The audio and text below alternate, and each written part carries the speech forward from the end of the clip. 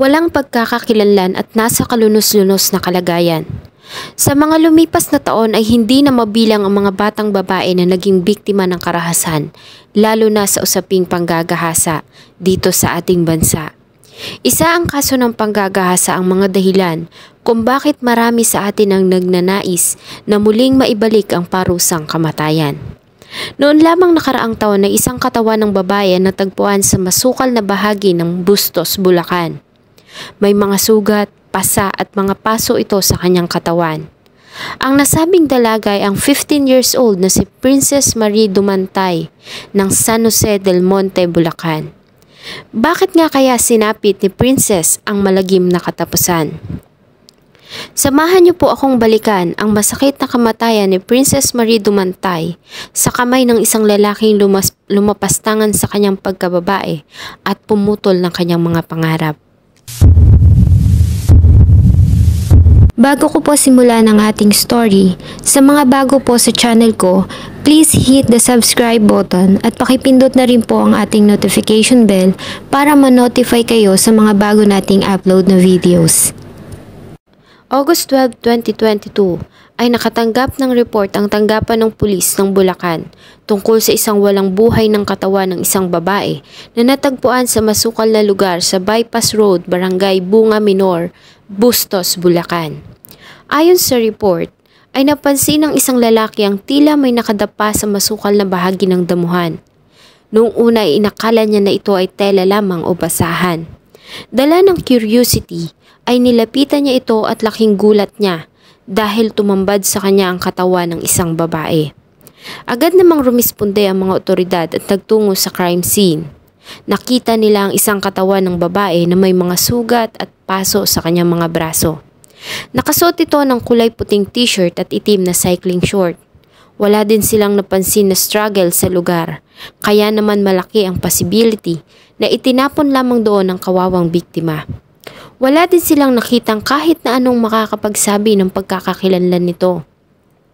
Kaya naman ay agad silang nag-post ng panawagan sa social media para sa makapagsasabi o makakakilala sa biktima. Makalipas ang 2 araw, August 14, 2022, ang biktima ay positibong kinilala ng kanyang ama at kapatid na nagtungo sa morgue.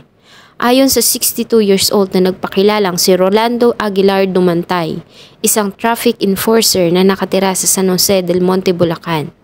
Ang biktima ay ang kanyang 15 years old na anak na si Princess Marie Dumantay. 2 araw na umano itong nawawala at hindi umuuwi ng kanilang bahay. Ayon sa kapatid nito na si Paulo, huli niyang nakita ang kapatid noong August 10, 2022 ng alas 8 ng umaga sa kanilang bahay. Nabanggit umano nito sa kanya na makikipagkita sa isang kaibigan. Mula noon ay hindi na ito umuwi ng kanilang bahay.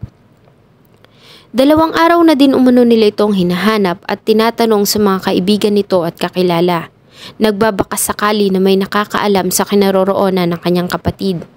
Ang kanilang ina kasi ay nasa Dubai at nagtatrabaho bilang OFW. Dahil sa bigo na makita ang kapatid, ay napagpasyahan nila na i-post ito sa social media at doon na nga nila nakita ang isang panawagan tungkol sa nakitang katawan ng babae sa Bustos. Lalo pa silang kinabahan dahil sa ang suot na damit ng babae sa larawan ay pareho ng suot na damit ni Princess nang huli itong umalis sa kanilang bahay. Dahil dito, ay agad na inalam ng mga kapulisan ang lahat ng bagay na may kinalaman kay Princess Marie Dumantay.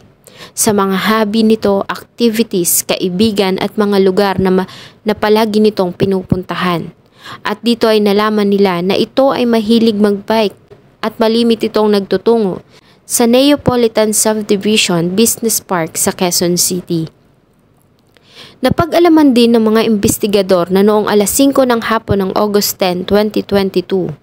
Napag-alaman din ng mga investigador na noong August 10, 2022 ay sinundo si Princess ng isang kaibigang lalaki na nagpakilala sa kanilang si Joshua sa kanilang tirahan sa San Jose del Monte.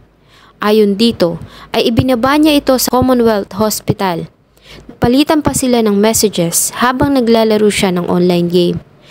Ngunit ng bandang alas 10:54 ay hindi na ito nagre-reply sa kanya at mula noon ay wala na siyang balita tungkol dito. Hanggang sa mabalitaan niya na lamang mag-viral ang nangyari dito sa social media.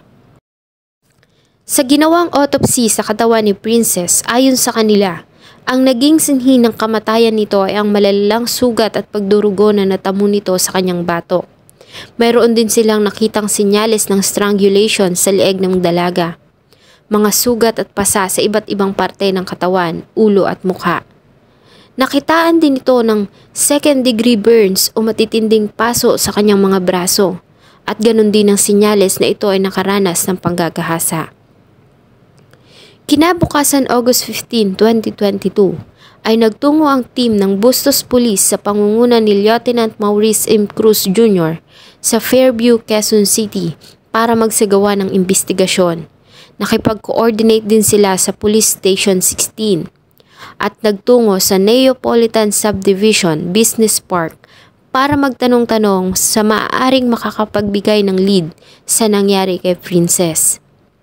Sa kanilang ginawang investigasyon ay may nakausap silang vendor ng mga bike accessories sa area, kung saan ay sinabi nito na regular niyang nakikita si Princess na sumasakay sa isang itim na black Toyota Wigo na may plate number na EAE 2913.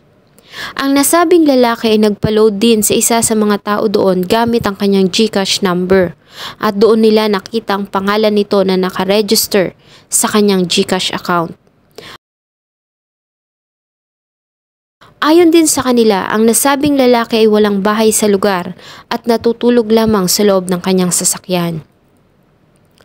Isa pang kahera ng gas station sa Belfast Avenue sa Pasong Putik 2, Novaliches, Quezon City, ang kanilang napagtanungan kung saan ay sinabi nito na nagpagasolina sa kanila ang nasabing Toyota Wigo nang ganap na alas 5 ng hapon noong August 10, 2022.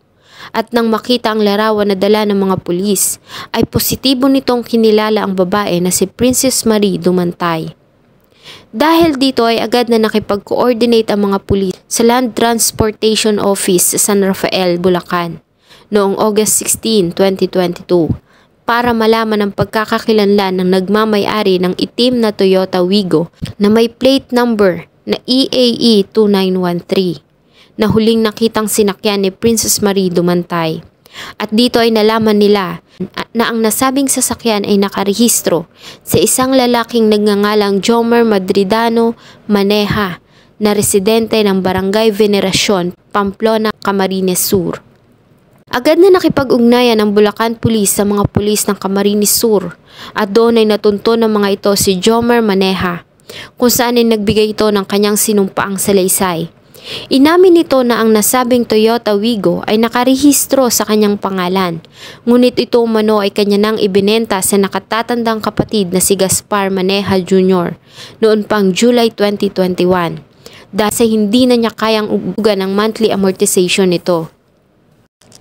Sa kanilang ginawang background check kay Gaspar Maneja Jr. alias Jose Francisco Santos ay napag-alaman nila na may nakabinbin nitong 3 arrest warrant sa paglabag sa Republic Act 7610 o Special Protection of Children Against Child Abuse, Exploitation, Discrimination Act at panggagahasa.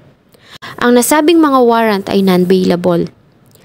With the information na ibinigay po ng Bustos and Bulacan PIU, Provincial Intelligence Unit, ay na-trace po natin na nandun po sa Camarines yung ating suspect. Sa bisa ng mga nasabing warrant of arrest sa pinagsamang puwersa ng Criminal Investigation and Detection Group, Camarines Sur, Police Regional Office PRO 5 at Bulacan PNP ay naaresto ang suspect noong August 18, 2022 sa ginawang manhunt operation sa Barangay Veneracion, Pamplona, Camarines Sur. Siya ay sinampahan ng kasong panggagahasa at pagpatay at paglabag sa kanyang ginawang paggamit ng peking pangalan sa Provincial Prosecutor Office ng Malolos City. Sa ilalim ni Senior Assistant Provincial Prosecutor Catherine E. Reyes, ang kanyang sasakyan na Toyota Wigo ay nakuha nila sa Naga City. Ayon sa kanyang ginawang extrajudicial confession sa harap ng kanyang counsel, ay inamin ni Gaspar ang kanyang nagawang krimen. Ayon sa kanya, ay madalas niyang makita ang dalaga sa lugar dahil sa pagbibisikleta nito. Nakabatian niya umano ito at nakapalagayan ng loob. Ayon sa mga pulis ay pinangakuan ni Gaspar ang dalaga na bibilhan ng bagong bisikleta, kaya naman ay sumama ito sa kanya noong August 10, 2022. Ayon sa kanila, si Princess at ang suspect ay nagkaroon ng pagtatalo sa loob ng sasakyan at doon niya na ito napagbuhatan ng kamay. Itinali niya umano ang mga kamay nito para hindi ito makatakbo at tumalon sa sasakyan. Inamin din niya ang ginawang panggagahasa kay Princess bago niya ito pinatay. Matapos umano ang ginawang krimen, ay dinala niya ito sa bustos kung saan niya itinapon ang wala na nitong buhay na katawan. Nang mabalitaan na natagpuan na ang katawan ng dalaga, ay agad niyang pinacar wash ang sasakyan at pinatanggal ang plate number nito, bago niya ito iniwan sa Naga City. Si Gaspar ay kasalukuyang nakapiit sa BJMP ng Del Monte, Bulacan, habang naghihintay ng paglilitis. Samantala, sa isang interview sa media ay humingi ito ng tawad sa kanyang pamilya at kamag-anak dahil umano sa nakaladkad niya ang pangalan ng pamilya sa pangyayari. Subalit hindi nito nagawang humingi ng tawad sa pamilya ni Princess na walang kalaban-laban niyang binawian ng buhay. Hindi ko pa rin matanggap.